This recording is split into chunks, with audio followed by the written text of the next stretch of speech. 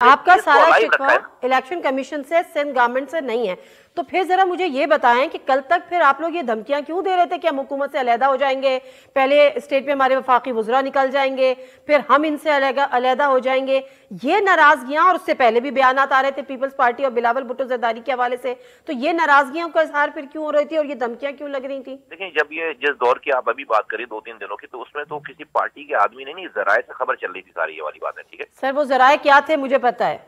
اچھا، وہ میں تو اس میں نہیں ہوں ذرائع میں خیر شامل کہ ہم یہ خبر چلا رہے بنے بنائے ٹکرز آئے تھے سر۔ آئی ڈونٹ نو کہ جو وہ کہاں سے چل رہے تھے، بٹ میں آپ کو بتاؤں کہ جو پہلے بات ہو رہی تھی اسی بات کی وجہ سے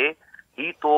پیپلز پارٹی جو ہے وہ اس لیول پہ آئی، اور اس جگہ پہ حکومت سندھ نے اس کو کنسیڈ کیا کہ ہاں وہ اپنی غلطی مانے، اور مان کر انہوں نے سیکشن 10A کو وڈرا کرنے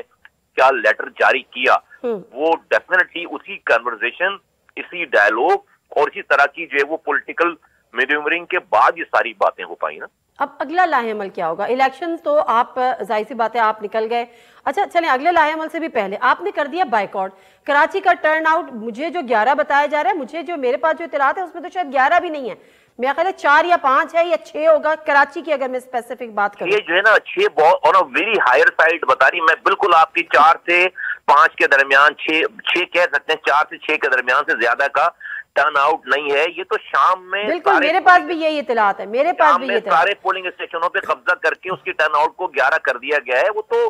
کہیں سے دیکھیں ہمارے بیانیے کے ساتھ لوگ کھڑے ہو گئے، ہم نے سمجھا دی لوگوں کو یہ والی بات۔